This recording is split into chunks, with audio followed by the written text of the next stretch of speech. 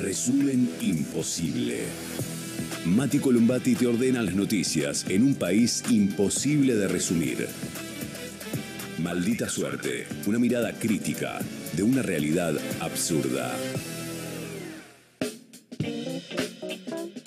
Y ahí va, martes 9 de diciembre, muchas cosas sucediendo al mismo tiempo, ¿no? En simultáneo. Cargada la agenda de verdad hoy, así que vamos a tratar de ordenar y repasar parte de todo lo que está pasando. En principio, que el gobierno convoca a sesiones extraordinarias con el presupuesto, con la reforma laboral, con el código penal, con un montón de proyectos a tratar en, se supone que 12 días, bueno, veremos, evidentemente se va a extender un poco más.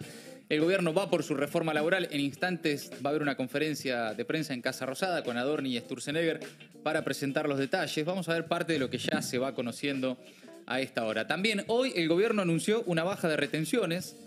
El gobierno anunció una baja de retenciones a las exportaciones de granos, anunciado por Caputo en el día de hoy.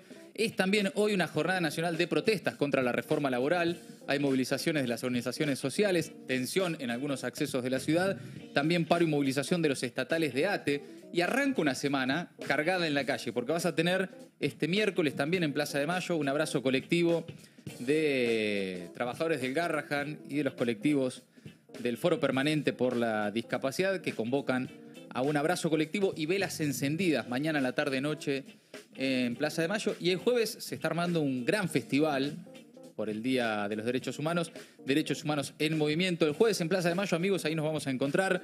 Y además, no solo en la ciudad, no solo en el AMBA, también allá en Mendoza hay protestas contra el paquete minero.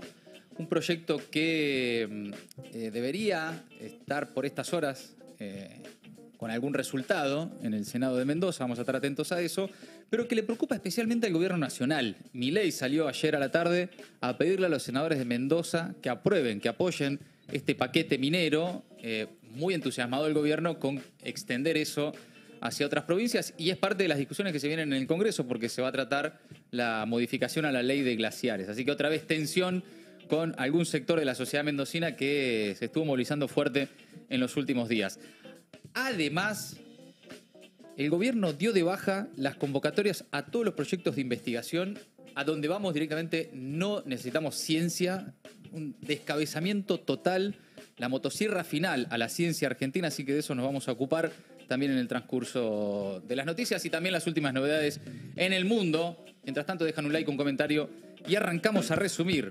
El gobierno hoy oficializó el llamado a sesiones extraordinarias del 10 al 30 de diciembre. Solo 12 días hábiles para discutir reformas que el gobierno apunta como muy desafiantes y estructurales. Por un lado, el presupuesto 2026, pero también la reforma laboral, la reescritura del Código Penal. Pero el temario incluye además el plan de inocencia fiscal, qué lindo suena, el compromiso para la estabilidad fiscal y monetaria, así se llama básicamente el compromiso al ajuste, y cambios en la ley de glaciares. En el terreno penal, el gobierno busca consagrar la doctrina Bullrich, endureciendo penas, restringiendo excarcelaciones, incorporando la imprescriptibilidad para algunos delitos y también, por ejemplo, aumentando penas para quienes, por ejemplo, hacen, como hoy, algún corte de calle y, bueno, frente a una Argentina que se puede anticipar, ¿no? Si esto sigue más o menos así, profundizándose, que pueda haber, como esta semana, un crecimiento en la protesta callejera o algún tipo de tensión en ese sentido. Bueno, es muy significativo que el gobierno te presenta al mismo tiempo una reforma laboral, una reforma penal y un perdón fiscal, ¿no? Es para los que evaden, ¿no? Para las minorías que logran evadir miles de millones de dólares, todo ok. Sí, perdón. Inocencia fiscal. Presunción de inocencia. Presunción de inocencia. A los que corten una calle, cárcel o bala, palabras más, palabras menos, y reforma laboral que, bueno, si la impulsa Sturzenegger, Patricia Bullrich y compañía, uno presupone, tal vez estamos siendo prejuiciosos, pero prejuiciosos en este sentido, amparados en la experiencia reciente de la historia política argentina, que esas reformas no van a ser en favor de los trabajadores. Bueno, por otro lado, la Casa Rosada desliza que podría convocar a sesiones extraordinarias también entre enero y febrero. Difícilmente meta todos estos temas antes del 30 de diciembre. Pero el gobierno va por su reforma laboral. Esa sí la quieren meter sí o sí de acá a fin de año. Escuché que incluso Bullrich quería antes de eso, como veo que este viernes no, el que viene la quiere. Bullrich está pidiendo la pelota como loco porque dice, quiero ya, esto es prioridad y quiero que entre por el Senado. Así, dámela. Claro. Recordemos Patricia Bullrich, que fue ministra de Trabajo de la Alianza, el gobierno Fernando de la Rúa, cuando no era en ese exacto momento, pero aquel gobierno que tuvo que aprobar una reforma laboral con coimas en el Senado, sin ir más lejos, la famosa ley Banelco, que no es muy distinta a la reforma laboral que están impulsando ahora con el gobierno de Milei. No. Va por la revancha, Patricia Bullrich, ¿no? Sí. Pidiendo la pelota. Bullrich quiere que eso sea prioridad y que entre por el Senado, ¿no? Hay algunas cosas que van a entrar por diputados, otras que van a entrar por el Senado. También en una cosa medio que creo que se perdió un poco esa sensación después del 2001, pero es medio histórica esa idea de la política de que diciembre, salvo el 2001 y algunos otros diciembre, pero es un mes más bien adormecido, donde la gente está en otra, y es el momento para mandar varias cosas por el Congreso, digamos, que se han aprobado 29 de diciembre, 30 de diciembre, leyes muy importantes, sobre todo en el menemismo, que pasaban eso y que de repente 30 de diciembre te aprobaban 5 leyes. Claro. Sí, quedó el diciembre y en la historia, en la memoria emotiva del 2001, que es como el mes caliente, ¿no? El mes de tensiones, el mes en el que, bueno, los reclamos se extremizan. Porque, bueno, llega fin de año, llega una época, bueno, nada, complicada en todo sentido, ¿no? Porque diciembre siempre es más caro que cualquier otro mes. Por la fiesta, por los encuentros, porque más o menos algunos pretenden todavía tener vacaciones, ¿no? Esas cosas en las que insisten los trabajadores argentinos. Sí, celebrar la Navidad, esas cosas. Por ejemplo, encontrarse con la familia, tener un pan dulce, una sidra y algo para comer. Ya, la verdad, a esta altura... eso no tiene límites. No tienen límites los trabajadores. Siempre por un poco más van. Pero, bueno, ahí está. El gobierno... Vamos a ver, más allá de los detalles finales, en la presentación que se haga ahora de la reforma laboral y del proyecto que debería anunciar esta misma tarde en Casa Rosada el jefe de gabinete Manuel Adorni y el transformer del Estado, Federico Sturzenegger, que es una especie como de conclusiones del Consejo de Mayo, que fue esas reuniones medio falopas en las que estaban todos de acuerdo, ¿no? Y se reunía Rapalini de la UIA, la legisladora Carolina Lozada, y de más o menos, y ni siquiera, pero más o menos en disidencia con algunas de las cosas que allí se planteaban, o así al menos era lo que se suponía, el rol de Gerardo Martínez de la UOCRA, pero el extremismo dialoguista de algunos dirigentes de la CGT. Las conclusiones de ese Consejo de Mayo van a ser presentadas esta tarde. O sea que la ley la tenían antes de la conclusión, les interesó muchísimo lo que tenía para aportar el Consejo de Mayo. ¿No? La reforma laboral está escrita desde antes de que Milei llegue al gobierno. Fue presentada en el decreto 70. Claro, y después lo suspendieron. Que después lo suspendió la justicia porque, bueno, fue la CGT con su estrategia judicial y logró que la justicia frene todo lo que era el apartado laboral del decreto 7023, que el decreto permanece en vigencia porque tuvo rechazo solamente del Senado. Pero ¿se acuerdan lo que fue aquel anuncio en cadena nacional de Milei con todos sus funcionarios muy poquitos días después de asumir, que presentaba el decreto 70? Eso ya tenía un pedazo así de reforma laboral, y no es que la escribieron desde que Milei llegó a la presidencia y punto, ¿no? Eso ya estaba escrito.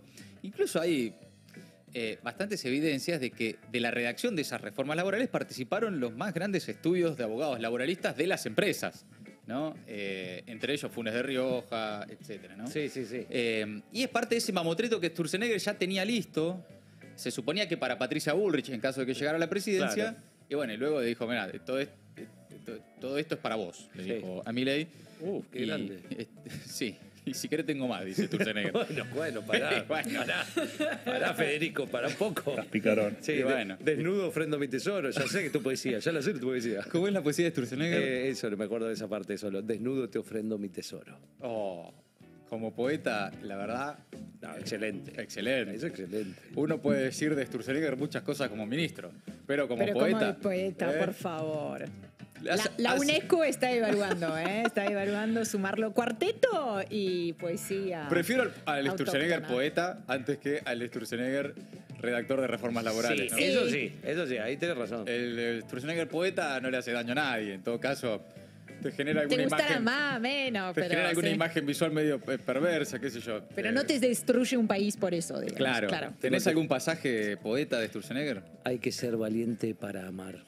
Ok. Despojado y desnudo te ofrendo mi tesoro, abierto de brazos y me arrodillo como ante un pelotón de fusilamiento. Ay, no. Levántate ahí, Federico. Salí de ahí. Levántate de ahí, Federico. No, no. Hoy no estás y solo llanto. Tantas lágrimas que llenarían el mar, tantos gritos que despertarían una ciudad, tanto cansancio para que no llegue el dolor. No, Federico. En carne viva, alzo mi brazo sangrante, no perdono la vida, ya sin piel agito mi puño inútilmente. Quiero pero no puedo. Y pensarse parece ser consuelo, pero simplemente Ay, no. me Ay. sigue abriendo No. desde adentro. Ay, no. Prefiero perder la indemnización, te digo, ¿no? Ya fue, dejá.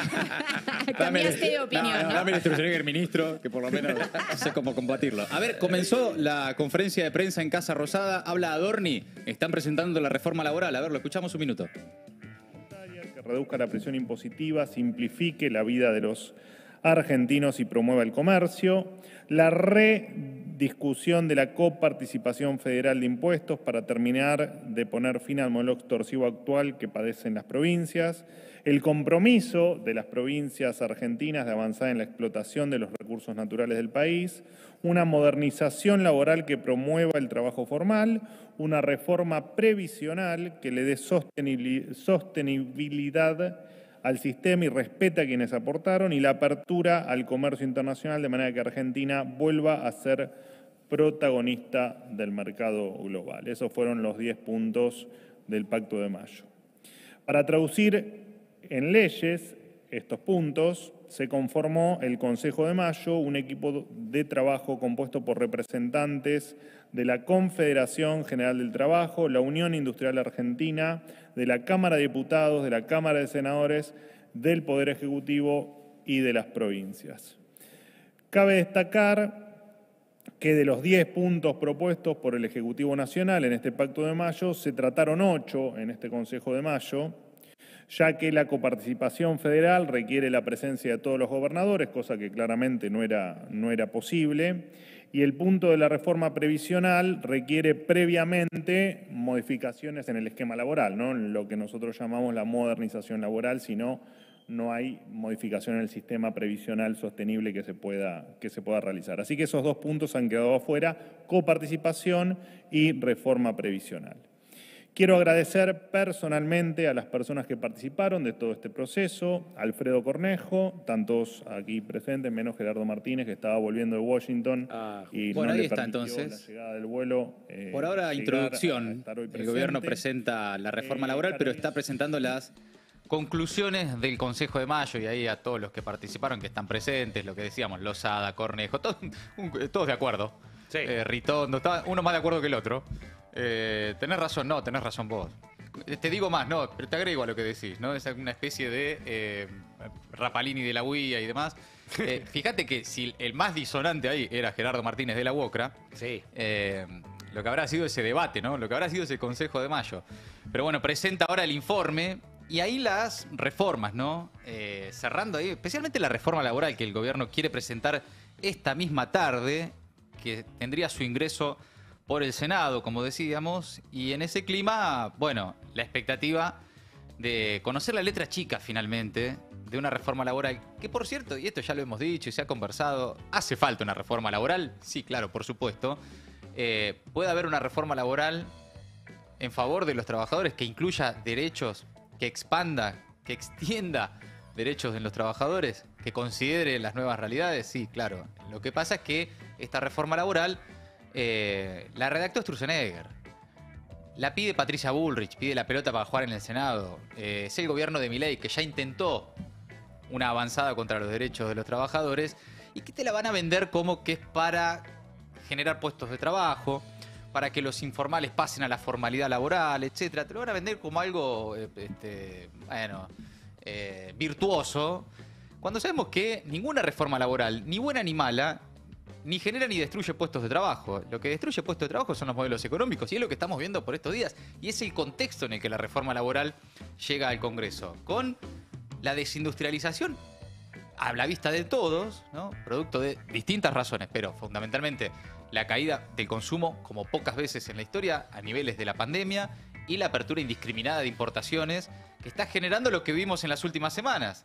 Despidos y suspensiones en todas las áreas de la industria, desde línea blanca, Whirlpool, hasta alimentación y las suspensiones en Mondelez, y así en todo el tiempo y por donde mires, una situación que se expande en la Argentina. Sí, hoy lo escuchaba a Melconian, que no habla, digamos, evidentemente habla con un montón de gente del sector empresario, y hacía referencia, dice, me estoy cruzando cada vez más gente que me dice que tiene como referencia el peor noviembre de la historia fue o el noviembre de la pandemia o el noviembre de 2001, y este noviembre fue peor.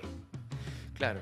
Bueno, es que todos los datos de consumo, de endeudamiento, bueno, lo que contábamos ayer, especialmente en el sector PYME, de la complicación para cumplir con la cadena de pagos, ¿no?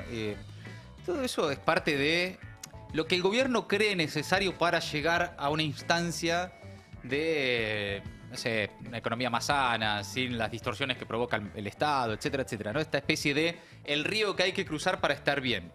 El tema es que lo que está viendo por estas horas, porque a la reforma laboral se suma que el gobierno propone bajar ganancias a empresas, eliminar impuestos a autos de lujo. Al mismo tiempo, hoy el gobierno anunció una baja de retenciones. Entonces vos vas acumulando una serie de noticias. Con la recaudación cayendo en picada, le sumás que el gobierno baja retenciones, que propone bajarle ganancias a las empresas, impuestos a los autos de lujo, aportes patronales. Todo esto cierra solamente con más ajuste. El ajuste nunca tiene fin en este tipo de esquemas. Esta cosa de no, es un tiempo de ajuste necesario / sacrificio para luego estar mejor. El ajuste nunca termina. Es un perro que se quiere morder la cola, porque el ajuste siempre necesita más ajuste. Sobre todo cuando ajustás a las mayorías y no a los sectores más concentrados, digamos. Si vos al mismo tiempo hoy anunciás baja de retenciones, baja de... o presentás ahí proyectos para bajarle impuestos a la venta de inmuebles, a los autos de lujo, suprimir impuestos a bienes suntuarios, sí, bueno, evidentemente queda bastante claro que es un gobierno para una minoría. Sí, a quién apunta, digamos. A quién favorece y a quién perjudica, ¿no? Bueno, sigue hablando Adorni. A ver, dame un minuto más de jefe de gabinete, a ver si presenta detalles de la reforma laboral o si le sigue agradeciendo a los que han colaborado tanto con ellos. Como la emisión de adelantos transitorios por parte del Central para financiar al gobierno. Todo esto sí, ustedes ya lo conocen porque ya lo hemos comentado públicamente. Para completar el refuerzo institucional del Estado Nacional al equilibrio fiscal, el Consejo propone al presidente y a gobernadores reforzar públicamente el compromiso de no pedir autorizaciones de endeudamiento si una provincia tiene déficit primario, excepto por supuesto para los rollover de deuda, o un riesgo crediticio superior al de la nación. Los puntos más importantes dentro de la reducción del gasto público en estrategia combinada con las provincias. Bueno, en el 2024, Nación, provincias y municipios bajaron fuertemente el gasto público en el consolidado, llevándolo de 42% al 31% del PBI. En el 2025, sin embargo, esta tendencia se cortó. Bueno, sigue hablando Adorni. Mientras tanto, déjalo ahí porque avanzamos con uno de los anuncios del día, ¿no? Que tiene que ver con que el gobierno anunció una nueva baja de retenciones a las exportaciones de granos. Luis Caputo confirmó una reducción permanente en los derechos de exportación para la soja, trigo, maíz y otros productos del agro. Y a partir de esta decisión, las alícuotas se van a reducir. En el caso de la soja, del 26 al 24%. Para los subproductos de la soja, baja del 24,5 a 22,5%. Trigo y cebada pasa de 9,5 a 7,5%. Maíz y sorgo de 9,5 a 8,5%. Y girasol de 5,5 a 4,5%.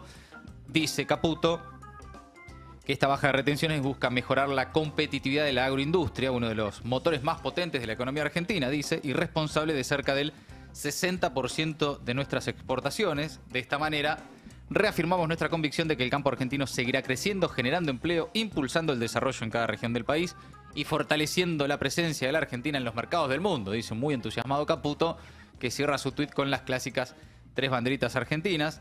Ya salió a celebrar la Cámara de la Industria Aceitera, el Centro de Exportadores de Cereales, CIARASEC. Dijo que esta decisión de baja de retenciones es un paso muy positivo que debemos valorar, dice la Cámara de la Industria Aceitera, obviamente, ¿quién si no? habrá que seguir trabajando en bajar la enorme carga tributaria, especialmente en el complejo agroindustrial de la soja. Ya salieron también a celebrar algunos de los gobernadores de la zona núcleo y, bueno, y por supuesto también algunas de las entidades del agro, ¿no? Una baja de retenciones que, insisto, es parte de lo mismo, ¿no? Baja de retenciones todo el mismo día. En la reforma laboral y en la reforma impositiva el gobierno también baja aportes patronales, baja ganancias a las empresas, baja impuestos a los autos de lujo. Todo eso es menor recaudación para el Estado. Y ahí no parece haber un problema de equilibrio fiscal. Cuando el Congreso te aprueba una ley de emergencia en discapacidad, el gobierno la devuelve porque dice no me dijeron cómo financiarla. Claro. ¿Y cómo se financia todo esto? ¿Cómo se financia bajarle el impuesto a los autos de lujo? Claro, ¿qué va a elegir ajustar para suplir esa falta de ingreso? De algún lado la tiene que sacar. Claro. Si quiere seguir con esa cosa del equilibrio, superávit, qué sé yo, bueno, lo que deja de recaudar en todas estas medidas, que son para sectores más concentrados, los sectores que más pueden, digamos, auto de lujo, chicos. Ninguno de no conocemos a nadie con un auto de lujo, ni siquiera no lo tenemos nosotros. Y al mismo tiempo, sigue sin, por ejemplo, aplicar la ley de emergencia en discapacidad, la ley de emergencia en pediatría, desguaza por completo el sistema científico nacional. Me dice, bueno, es evidente dónde están las prioridades del gobierno, para quién gobierna, a quién beneficia y a quién perjudica. Sin embargo, bueno, esto que solo cierra con un ajuste brutal, feroz, con la profundización del ajuste, si es que cierra, posiblemente eso vaya generando también protestas, tensión, o no, no sabemos. Sí que hoy comenzó ya una jornada nacional de protestas contra la reforma laboral. Ayer estuvo con nosotros Peluca Gramajo, el secretario general de la UTEP. Bueno, hoy hubo una jornada nacional de lucha contra el hambre por salario digno y trabajo con derechos, con acciones simultáneas y descentralizadas. Cortes en algunas zonas, en distintos puntos de la zona metropolitana, pero también del país, con el objetivo de hacer escuchar los reclamos del sector. La jornada se realizó en un marco de unidad del conjunto de las organizaciones sociales como parte de un mismo plan de lucha para tratar de poner freno a lo que describen como un plan sistemático de miseria planificada que dicen impulsa el gobierno nacional. A eso sumale hoy paro y movilización de ATE al Congreso, los trabajadores estatales, para rechazar el plan de reforma laboral que está a esta hora presentando el gobierno, y además exige la reapertura de paritarias. Bueno, básicamente por todo lo que han perdido, ¿no? Exigen una recomposición salarial de emergencia para los trabajadores estatales. El secretario general de ATE, Rodolfo Aguiar, habló este martes y dijo que el paro que llevaron a cabo en todo el país tiene un acatamiento promedio que supera el 90%, dijo. A ver, lo escuchamos. Mañana empieza el paro de ATE para presionar a los senadores que no traten, o que mejor dicho, los convoquen para conversar esta presunta reforma laboral. El paro se inició a 0 horas, sí, con un acatamiento promedio que supera el 90% en todas las provincias, según la información que desde anoche comenzaron a enviar delegadas, delegados de hospitales y de todos los sectores con turnos rotativos. Y aquí en la capital federal la modalidad adoptada es que a las 10:30 de la mañana va a existir un retiro de los lugares de trabajo para poder formar parte de la concentración a las 11 frente al Congreso de la Nación y por supuesto desde allí expresar nuestro rechazo a una reforma laboral absolutamente regresiva, pro mercado, que la única finalidad que tiene es disciplinar a la fuerza de trabajo. Es falso que el gobierno quiera con esta normativa que impulsa mejorar la productividad, mejorar la competitividad o que crezca la economía. Eso no va a ocurrir quitando derechos. Bueno, hoy ATE entonces, ahí escuchaban a Rodolfo Aguiar, paro y movilización, como un camino que va a incluir en los próximos días otras medidas, también la jornada de protestas de las organizaciones sociales, y mañana un abrazo colectivo y velas encendidas, también en Plaza de Mayo, pero en este caso en una convocatoria de los trabajadores del Garrahan, la Asociación de Profesionales y Técnicos del Hospital Garrahan, y el Foro Permanente por la Discapacidad. Juntos convocan a un abrazo y ronda alrededor de la Plaza de Mayo para este miércoles 10 de diciembre a las 18:30, con un encendido colectivo de velas para exigir que se reasignen las partidas necesarias en el presupuesto 2026 para aplicar las leyes que ya aprobó el Congreso en reiteradas oportunidades de emergencia en discapacidad y salud pediátrica. Y el jueves también va a haber una actividad en Plaza de Mayo, en este caso convocada por los organismos de Derechos Humanos en Movimiento, se llama, va a arrancar temprano, 15:30 el jueves, con la clásica ronda de las madres. Claro. Ahí acompañadas también con música, va a estar la chilinga acompañando a las madres, haciendo ahí un poco de percusión. Y después arranca una serie de mesas, debates y shows en vivo durante toda la jornada hasta las 18:30, que hay un acto central con la palabra de Estela de Carlotto, Tati Almeida y Adolfo Pérez Esquivel, y cierra también con un poco de música. Hay un acústico de la Versuit previsto para el cierre, toca Bestia Bebé. Bueno, va a haber de todo desde temprano y hasta por lo menos las 7:30, 8 y pico de la noche. El jueves me parece una gran oportunidad para encontrarse. Está buenísimo. Me parece un buen lugar, una buena convocatoria para acercarse, para estar ahí, para encontrarse, para comer un choripán, para tomar un fernet, para... Para estar juntos. Para estar juntos. Así que ahí vamos a estar. Esta es la convocatoria de los organismos de derechos humanos a la actividad del jueves.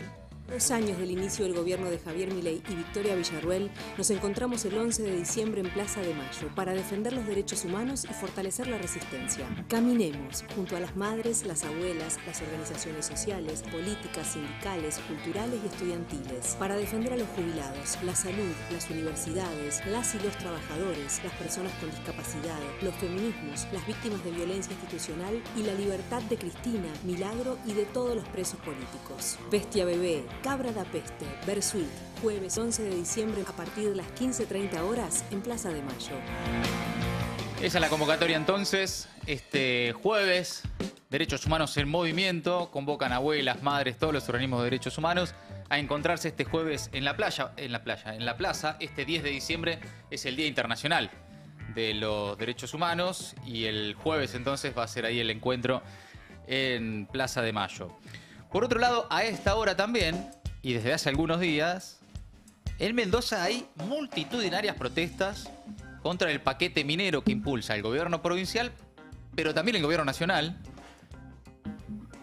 Milei le pidió a los senadores de Mendoza que lo aprueben, apoyar este paquete minero. Hablan de, bueno, como siempre, inversiones, generación de puestos de trabajo, etcétera.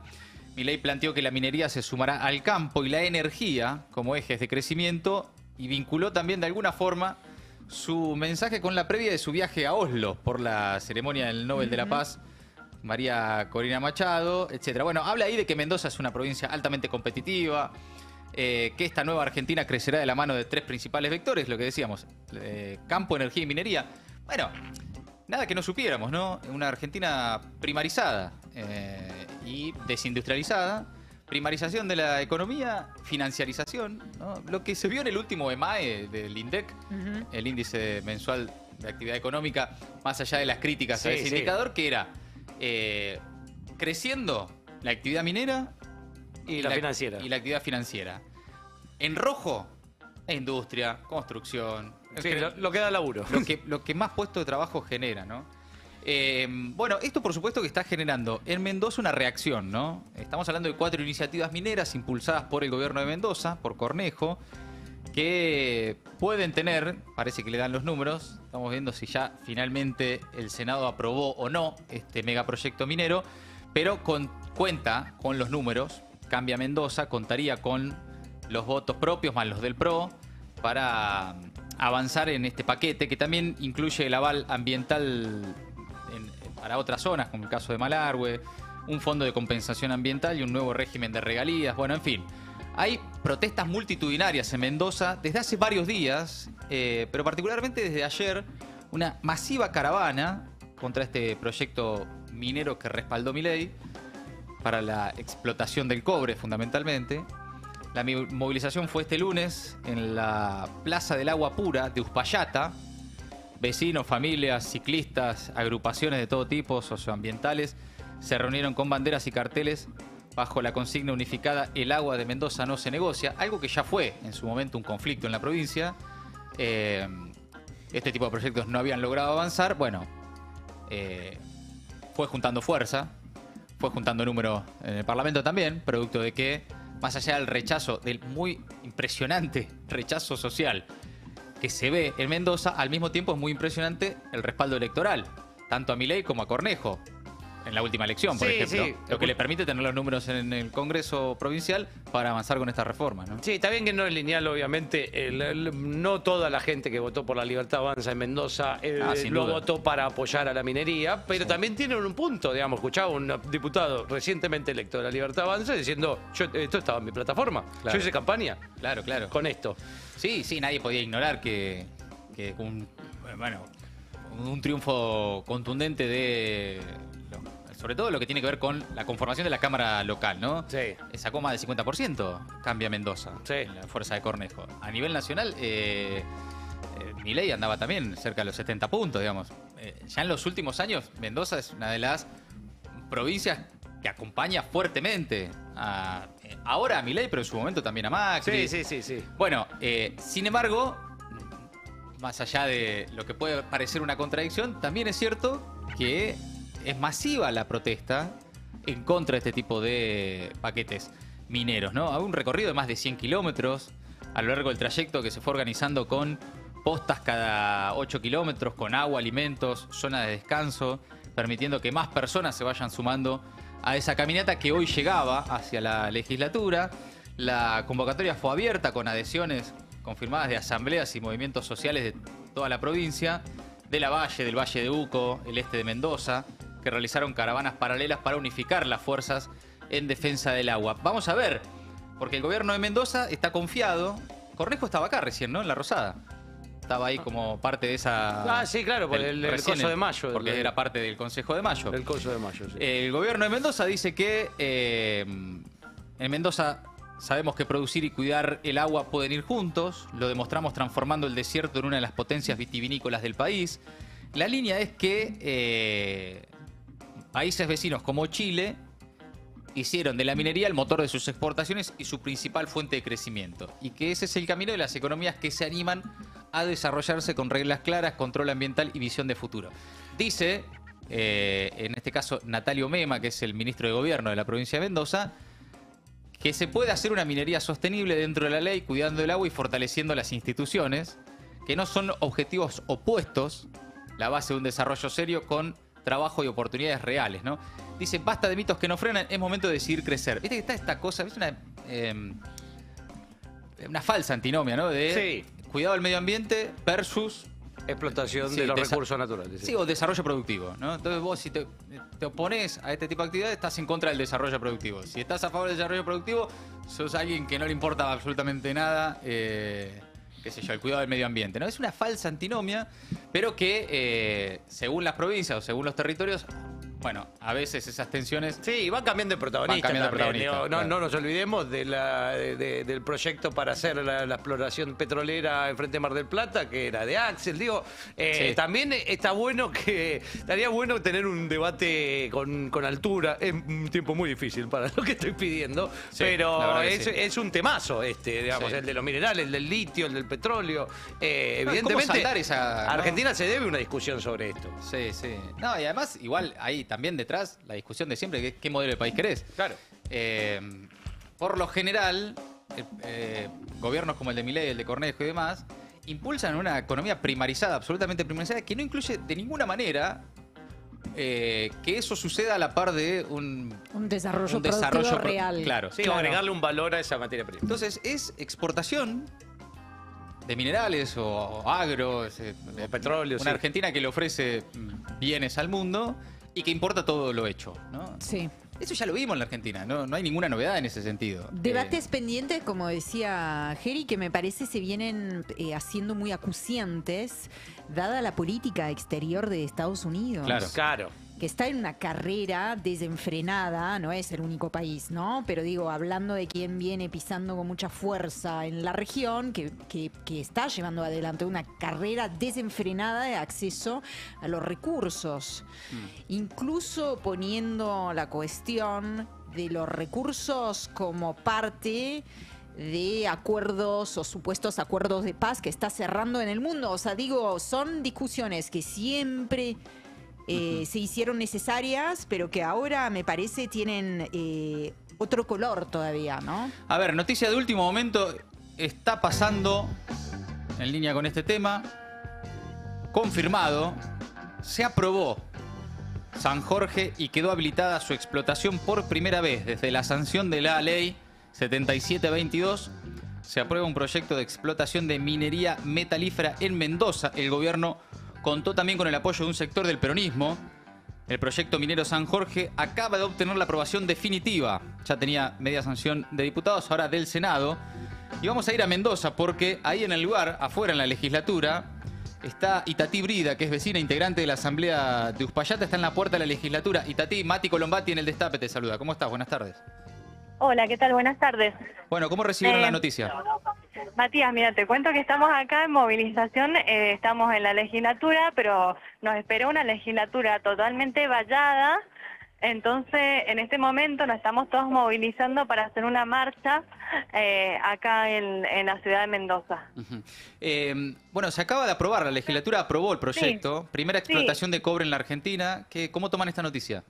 Mira, ya lo sabíamos porque sabíamos que le daban los números a senadores para hacerlo, pero de todas maneras sabemos que el pueblo tiene que luchar y que la fuerza está en las calles. Acá somos multitud, de hecho desde Uspallata hemos bajado haciendo una gesta histórica, bajando desde la montaña de Mendoza hasta la ciudad de Mendoza, donde nos encontramos acá con gente de zona sur, zona este, y bueno, acá haciendo fuerza para que esto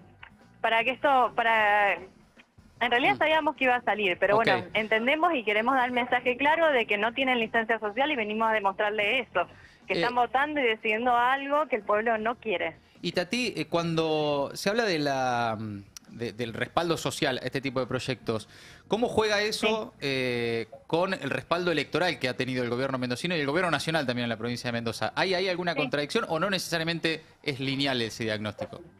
Mira, acá la gente, por lo general, creo que con el tema del agua no les da un cheque en blanco al gobierno. Ajá. De hecho, en el 2019 se tuvieron que dar vuelta por la movida de 10 días que tuvo la gente marchando y cortando calles y movilizándose para que esto se diera vuelta. Creo que el pueblo de Mendoza tiene ese espíritu de lucha para con su bien más preciado, que es el agua. Entonces, lo que nos espera es todos estos días movilizaciones hasta que esto no se prorrogue o se cambie. Y Tati, ¿por qué se oponen a este tipo de proyectos? No, mira, primeramente porque la megaminería que quieren instalar está a 35 kilómetros del pueblo de Uspallata. Mendoza es un oasis. Mendoza está sufriendo escasez hídrica y eso lo venimos sufriendo todos estos años y parece el gobierno querer obviarlo ahora. Pero la realidad es que nosotros el 4% del agua es para producción y es la que utilizamos y hace que nuestra provincia se maneje. Entonces, poner en riesgo nuestro recurso más preciado, que ya es escaso, le significaría a Uspallata, que es un oasis, una condena. De hecho, los mendocinos tenemos de cerca lo que pasó en San Juan. Uspallata está muy cerca de Jáchal y nosotros estamos viviendo la migración de la gente de Jáchal que va hacia Uspallata porque no tienen oportunidades ni laborales y por la contaminación que tienen de su agua. Y Tati, cuando se escucha... perdón, ¿me escuchás? Sí, te escucho. Está en la puerta de la legislatura, se acaba de aprobar el paquete minero. Estamos en la puerta de la legislatura, sí. Te pregunto ahí con una conversación que teníamos recién, ¿cómo convive esa falsa antinomia, en definitiva, pero que es medio ambiente o desarrollo, como si se tratara de una cosa o la otra? ¿Qué mirada tenés sobre eso? Mira, acá el gobierno de Mendoza, evidentemente, lo único que quiere jugar, la única carta que está jugando es la de la mega minería. No le importa ni la matriz productiva ni siquiera el turismo. Uspallata está nominada, fue nominada por la ONU como uno de los pueblos para visitar más lindo del país. Ni siquiera hace promoción turística. Entonces, pareciera que lo único que les interesa en este momento es lograr la megaminería. Estaba viendo, y lo último que te pregunto, que el proyecto contó con el aval de 19 senadores oficialistas, 4 del PRO, 5 del peronismo, 1 del Partido Demócrata y 2 de la Unión Mendocina. Son 30 votos. Sí. ¿Esperaban que eso sucediera también? Mira, habíamos pensado que por ahí el PJ nos iba a acompañar como pasó en diputados. En diputados decidieron no hacerlo. Ajá. Y de hecho hubo pedido explícito de varias corrientes del peronismo que sacaron un comunicado pidiendo que no se votara. Ajá. Que de hecho este proyecto, la DIA que están votando tiene como 26 falencias y el mismo gobierno que se pone garantía para prevenir esto, lo que puede llegar a ser la contaminación y demás, está haciendo caso omiso a lo primero que, para el primer control que hay, que es los informes a la declaración de impacto ambiental. De hecho, un día antes, cuando se votó en diputados, el CONICET había hecho un comunicado fulminante contra el proyecto. Y Eve Casado llama al director del CONICET a nivel nacional, Salamone, y le pide que dé de baja ese informe. Los empleados del CONICET acá en Mendoza denunciaron la censura, porque es lo que fue, y el apriete que hubo para con la gente y los empleados. Entonces, te imaginarás que no hay nada limpio. Y Tati, te agradezco, se escuchan ahí los cantos, están en este momento, Sí. continúan las protestas ahí en la legislatura de Mendoza, Sí, ¿no? estamos por salir en una marcha multitudinaria que, bueno, ojalá la puedan visualizar. Abrazo grande, muchas gracias. Y Tati Brida, integrante de la Asamblea de Uspallata, en este momento en la puerta de la legislatura, mientras se acaba de aprobar entonces el paquete minero.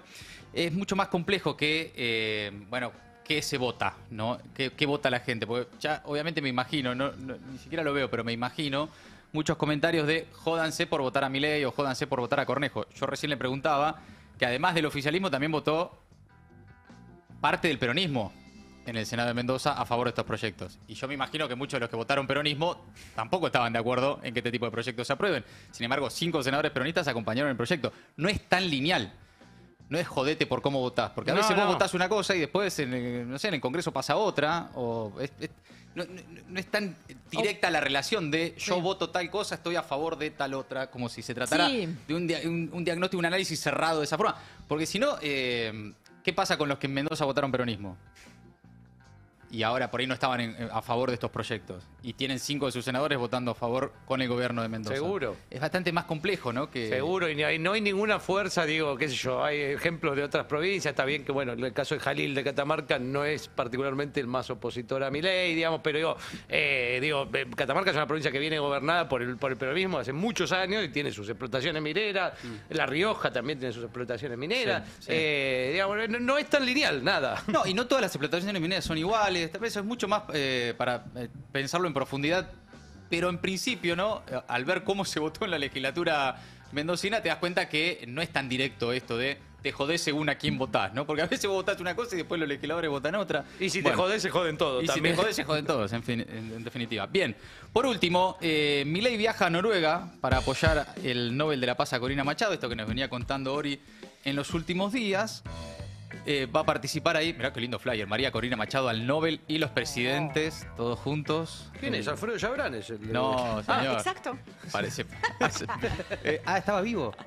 Bueno, está el presidente de Panamá, José Raúl Mulino, el de Paraguay, Santiago Peña, y el de Ecuador, Daniel Noboa, ¿no? Ahí va a estar entonces Milei bancando a Machado. Y hablando de bancar, habló Trump. Se atribuyó el triunfo de Milei. Directamente dijo, yo gané, pa. Sí. Gracias a mí ganó Milei. En la realidad dio una entrevista bastante larga, extensa al medio político. Me parece que tenemos algo para escuchar, ¿no? A ver. ¿Qué dice? Está hablando... is being destroyed. Would you consider getting involved in some of those elections to put in leaders that you think are better suited? Well, I've endorsed people, but I've endorsed people that a lot of Europeans. La periodista le acaba de preguntar si él estaba considerando la posibilidad de intervenir en algunos procesos electorales, ¿no? Después de hablar de la decadencia de Europa, y él dijo, por supuesto, de hecho ya lo he hecho, ¿no? He apoyado, ahí dio el ejemplo primero de Víctor Orbán, claro, en Hungría. Y también dijo, volviendo a Sudamérica, América Latina, bueno, también está ahí Milei. Milei venía muy mal. Milei estaba perdiendo hasta que yo lo apoyé. Estaba perdiendo, venía muy mal. Yo lo apoyé y entonces ganó de manera fenomenal. No sé si utilizo la palabra fenomenal, pero estaba por ahí, ¿no? Por el barrio. Bueno, ¿y de qué más habló Donald? Bueno, como les decía, una entrevista muy extensa, recorrió la agenda doméstica estadounidense desde el tema de la Reserva Federal, que viene teniendo ahí una relación bastante tensa, hasta la Corte Suprema y demás. E hizo también un repaso por varios de los frentes más calientes de lo que es la agenda de internacionales. Habló, por ejemplo, de Ucrania. Viene presionando Donald Trump a Volodymyr Zelensky, el presidente ucraniano, para aceptar su propuesta de paz, ¿no? Su plan de paz. Dijo que Rusia está en una mejor posición para negociar, y lo dijo justo cuando Zelensky está de gira por Europa por estas horas, ¿no? Buscando apoyos justamente para una propuesta, así se dice, que presentaría a los enviados estadounidenses en los próximos días. Otro ejemplo de los temas que ha abordado en el marco de esa entrevista, Europa, les decía recién, muy en línea con lo que venimos comentando, con esa estrategia de seguridad nacional que se dio a conocer oficialmente a finales de la semana pasada. Volvió una vez más al libreto MAGA, criticó la inmigración, acusó a los líderes europeos de ser demasiado débiles y advirtió sobre la decadencia del continente. Y por supuesto, entre otros temas, ¿no? Que estuvo hablando de Venezuela.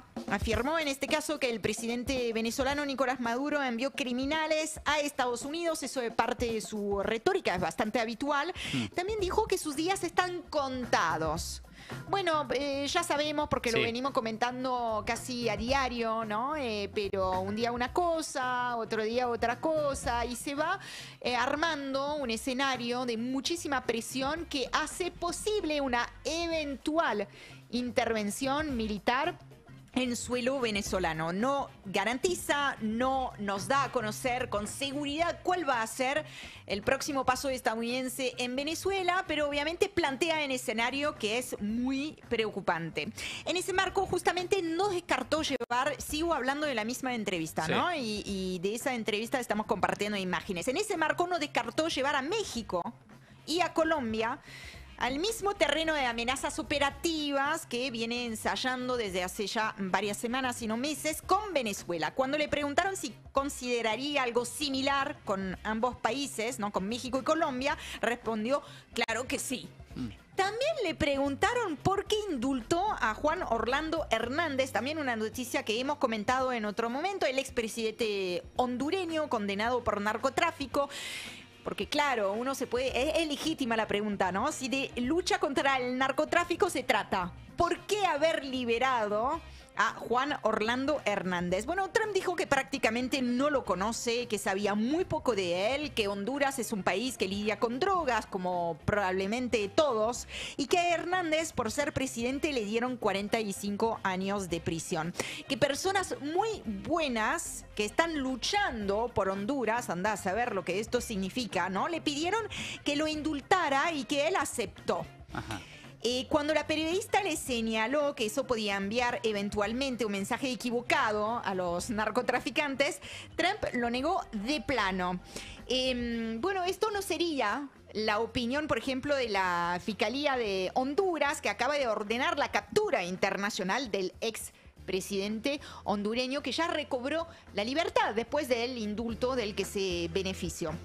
Ahora les propongo que terminemos con una pregunta que tiene mucho que ver con todo esto. ¿Cuánto tiempo más México podrá esquivar las extorsiones de Estados Unidos? ¿Qué pasó ahora? Ayer, además de las declaraciones que les estoy compartiendo, ¿no? Dejando de entender que podría también emprender acciones contra México. Bueno, ayer volvió a subir la apuesta amenazó con imponer un arancel adicional del 5% a los productos mexicanos si el país no suministra más agua a Estados Unidos. México, ahora les explico el por qué, ¿no? México continúa violando nuestro tratado de aguas y esta violación está dañando seriamente nuestros hermosos cultivos y ganado de Texas.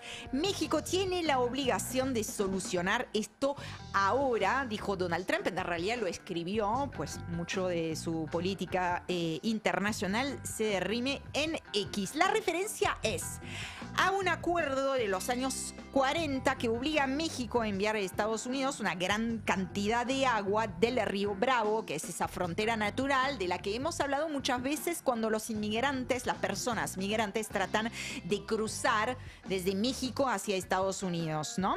Y a Estados Unidos ese acuerdo le insta a mandar también una gran cantidad de agua desde el Colorado. Washington acusa a México, no es nuevo, pero de haber acumulado un déficit hídrico, digamos, superior a los 1.000 millones de metros cúbicos en los últimos 5 años y por eso exige ahora que entregue antes del 31 de diciembre al menos una quinta parte de esa deuda, que serían como más de 246 millones de metros cúbicos. Bueno, cuando Trump lanzó esa primera amenaza que ahora está reiterando, fue en abril pasado y en ese momento el gobierno de Claudia Sheinbaum le respondió que la sequía en el norte del país, que también están padeciendo en México, hacía imposible cumplir con esa parte del tratado. Así que veremos si, sin lugar a dudas, Claudia Sheinbaum va a tener que utilizar la cintura diplomática de siempre, pero veremos hacia dónde lleva. Mientras tanto, recordemos muy brevemente y cerramos con esto, que los tratados, los productos mexicanos ya enfrentan un arancel del 25% para todo lo que está por fuera del TEMEC, ¿no? Que es ese gran acuerdo comercial. Y siguen vigente también los gravámenes del 50% para, por ejemplo, el acero o el aluminio. Todo esto mientras México y Canadá están entrando ya en la revisión justamente del TEMEC, del acuerdo comercial que los une con Estados Unidos. Amigos, amigas, hasta ahí el resumen imposible de Maldita Suerte.